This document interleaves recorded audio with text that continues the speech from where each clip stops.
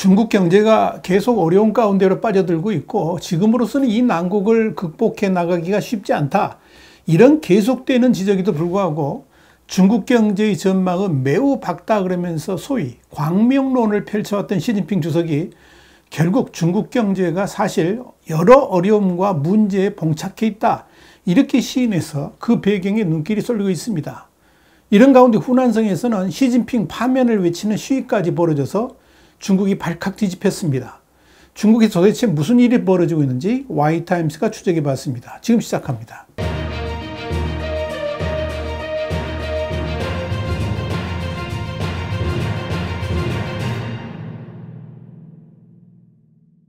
중국 공산당 기관지인 인민일보는 7월 31일자 인면을 통해서 시진핑 국가주석이 지난 26일 베이징 중난하이에서 열린 당외 인사자담회에서 현재 중국의 경제 발전이 일련의 어려움과 문제에 직면해 있다고 말했다. 이렇게 보도를 했습니다.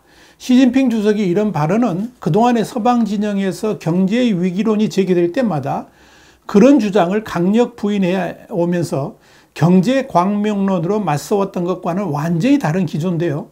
중국의 최고 지도자가 이례적으로 경제의 어려움을 인정했다는 점에서 눈길을 끕니다. 다만 시진핑 주석은 이는 발전 및 전환 과정에서 문제이기 때문에 노력하면 완전히 극복할 수 있다 그러면서 발전에 대한 믿음을 굳건히 하고 전략적 집중을 유지하면서 실질적인 고품질 발전이 효과적이라는 중국 경제 광명론을 노려야 된다. 이렇게 강조를 했습니다.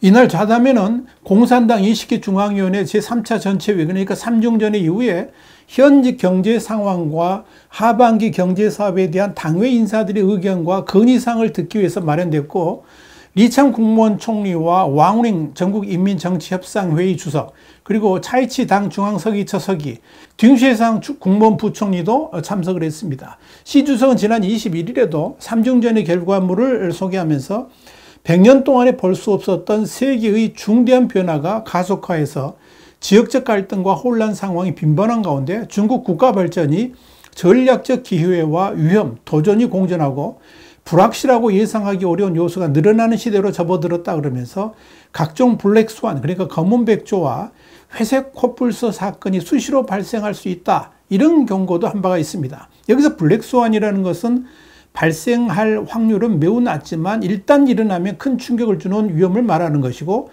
회색 코뿔소는 예상할 수 있지만 간과하기 쉬운 위험을 말합니다. 인민일보에 따르면 지난 30일 당 최고 결정기구인 중앙정치국은 회의를 열어서 올 하반기 부진한 내수를 진작하기 위한 부양정책을 결정했습니다. 이날 회의에서 중앙정치국은 현재 상황이 매우 심각하다 그러면서 현재 외부의 환경 변화가 불러온 불리한 영향이 증가하면서 국내 유효 수요의 부족이 드러났으며 중점 분야에서 위험과 숨겨진 위험 요인이 비교적 많고 신구 발전 동력이 바뀌는 과정에서 진통이 존재한다고 언급한 바 있습니다. 비교적 현재 중국이 처한 현실을 객관적으로 분석했다고 볼 수 있을 겁니다.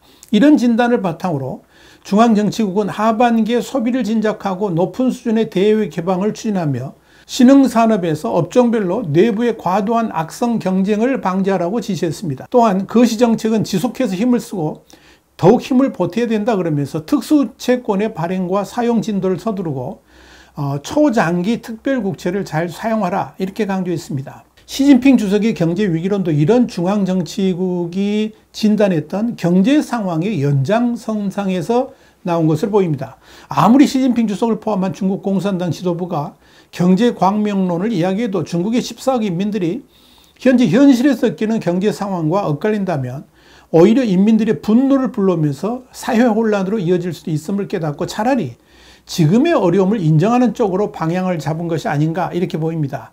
실제로 중국의 올해 2분기 경제 성장률은 부동산 침체와 일자리 불안정에 따른 약한 소비 심리, 또 줄어든 정부 지출 영향으로 예상치인 5.1%를 크게 밑돈 4.7%를 기록해서 5% 안팎이라는 올해 성장 목표에 빨간불이 켜진 상황입니다. 또 중국의 경기 동향을 보여주는 7월의 제조업 구매 관리자 지수 PMI도 전월보다 0.1 낮은 49.4를 기록해서 3달째 경기 수축을 나타냈습니다. 이 중국 제조 PMI는 작년 10월에 49.5, 11월에 49.4, 12월에 49.0, 또 올해 1월에 49.2, 2월에 49.1로 5개월 연속 기준치 50을 하회했다가 지난 3월 반년 만에 기준치를 넘으면서 경기 확장 국면에 진입을 했습니다. 이후 4월에 50.4까지 올라와서 50 이상을 유지했지만 5월 들어서 49.5를 기록하면서 다시 경기 수축 국면으로 전환됐습니다. 이와 관련해서 취칭 화창증권 투자고문 총경리는 홍콩경제일보에 이런 말을 했습니다. 이번 달 정치국 회의의 경제 판단은 지난 4월보다 더욱 비관적이라 그러면서 하반기 정책 기조를 더욱 적극적으로 조정해서 내수 확대, 주민소득 증대 등 보다 구체적인 조치가 예상된다. 이렇게 전망했습니다. 시잉자오펑 호주 뉴질랜드 은행 중국 시장 이코노미스트도 이날 회의에서 소비 진작과 낙후 산업의 퇴출을 특별히 강조했다 그러면서 정책의 중심이 산업 정책에서 내수로 전환할 것을 암시한 것으로 4분기 추가 금리 인하가 예상된다라고 분석을 했습니다. 중국 경제가 어려운 지경에 빠져 있고 시진핑 주석까지 경제적 난국을 인정한 상황에서 중국 중남부의 후난성에서는 시 주석 파면을 요구하는 1인 시위가 벌어진 것으로 알려져서 중국이 발칵 뒤집혔습니다. 지난 30일 저녁에 중국의 유명한 반체제 인사로 X, 그러니까 옛 트위터에 리 선생님은 내 선생님이 아니다, 이런 이름의 계정에는 누군가 후난성 러우디시 신화현 한 육교에서 흰색 천에 붉은색 글씨가 적힌 현수막 2개가 걸렸다 그러면서 2개의 동영상을 게재했습니다.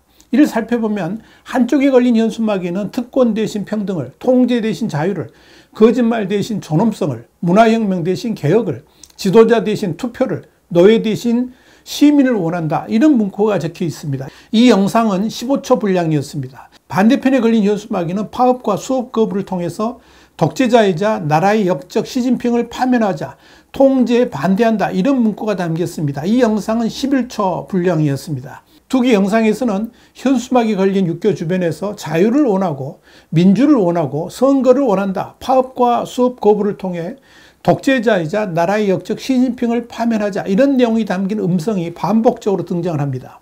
다만 이 1인 시위가 발생한 시점이 언제인지는 확인할 수가 없습니다.